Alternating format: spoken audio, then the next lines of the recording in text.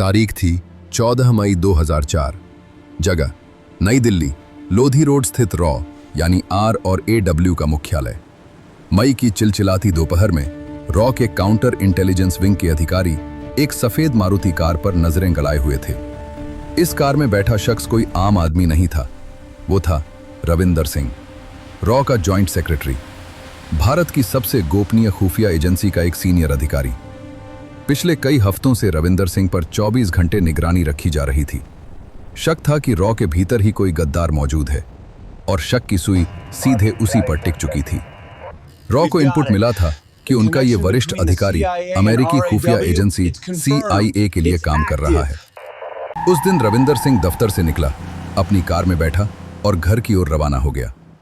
निगरानी टीम को लगा आज भी वो अपने घर पर ही रहेगा, लेकिन उन्हें नहीं पता था कि अगले 48 घंटे भारतीय खुफिया इतिहास का सबसे बड़ा अपमान लिखने वाले हैं। सोमवार को जब दफ्तर खुला, रविंदर सिंह की कुर्सी खाली थी।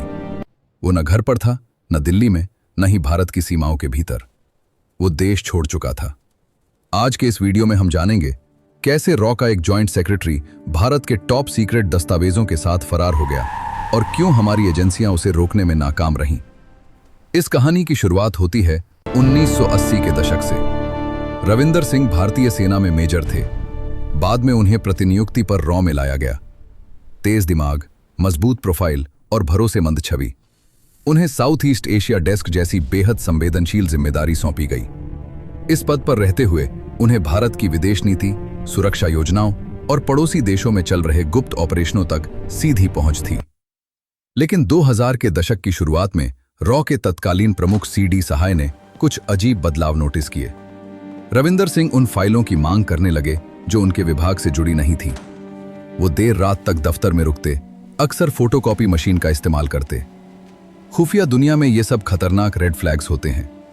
2004 की शुरुआत में रॉ ने चुपचाप ऑपरेशन टेल शुरू किया। उसके फोन टैप किए गए। घर के बाहर सादे कपड़ों में एजेंट तैनात किए गए। हर मूव पर नजर रखी जाने लगी और जो सामने आया वो चौंकाने वाला था। रविंदर सिंह नियमित रूप से CIA के अपने हैंडलर्स के संपर्क में था। भारत के गोपनीय दस्तावेज बाहर भेजे जा रहे थे, लेकिन यहीं एक बड़ी रणनीतिक गलती हुई।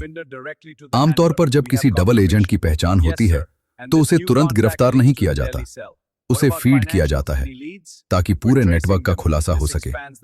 रॉ भी यही कर रही थी, लेकिन उन्हें अंदाजा नहीं था कि रविंदर सिंह को अपनी निगरानी का पता चल चुका है। 14 मई 2004 को रविंदर सिंह को महसूस हो गया कि घेरा अब बहुत छोटा हो चुका है। उसने अपनी पत्नी के साथ दिल्ली से नेपाल जाने वाली एक निजी बस पकड़ी। अब सवाल उठता है, जब उसके घर के बाहर निगरानी टीम मौजूद थी तो वो बस स्टैंड तक कैसे पहुंचा? यहां दो बड़ी खुफिया विफलताएं सामने आती हैं। पहली, रविंदर सिंह खुद रॉ का अधिकारी था। उसे पता था कि सर्विलांस टीमें कैसे काम करती हैं और उनके ब्लाइंड स्पॉट्स कहां होते हैं। दूसरी, मानवीय चूक। कहा जाता है कि टीम ने उसे घर के अंदर जाते देखा, लेकिन यह कंफर्म नहीं किया कि वो पिछले दरवाजे से या किसी दूसरी गाड़ी में निकल चुका है। रविंदर सिंह सड़क मार्ग से नेपाल की राजधानी काठमांडू पहुंचता है। काठमांडू, जो दशकों से जासूसों का सेफ हेवन रहा है। वहां पहुंचते ही उसने CIA के अपने संपर्कों को एक्टिव किया। रिपोर्ट्स के मुताबिक अमेरिकी दूतावास ने उसे और उसकी पत्नी को फर्जी नामों से अमेरिकी पासपोर्ट जारी किए। रॉ की काठमांडू स्टेशन टीम को भनक तो लगी, लेकिन तब तक बहुत देर हो चुकी थी। रविंदर सिंह ऑस्ट्रिया की फ्लाइट पकड़ चुका था, वहां से सीधे अमेरिका, वर्जीनिया। CIA का गढ़। रविंदर सिंह का फरार होना भारत के लिए एक राष्ट्रीय सुरक्षा आपदा था। सबसे बड़ा सवाल, वो अपने साथ क्या लेकर गया? माना जाता है कि उसने रॉ के कई एसेट्स और सोर्सेज के नाम उजागर कर दिए। कई विदेशी ऑपरेशंस जो सालों से चल रहे थे, उन्हें एक ही रात में बंद करना पड़ा। इस घटना के बाद रॉ के भीतर एक बड़ा क्लीन अप ऑपरेशन चला। सर्विस रूल्स कड़े किए गए। बाहरी प्रतिनियुक्ति पर आए अधिकारियों की जांच और सख्त कर दी गई। भारत सरकार ने सालों तक अमेरिका से रविंदर सिंह के प्रत्यर्पण की कोशिश की, लेकिन वॉशिंगटन या तो इनकार करता रहा या चुप्पी साधे रहा। 2016 में खबर आई कि अमेरिका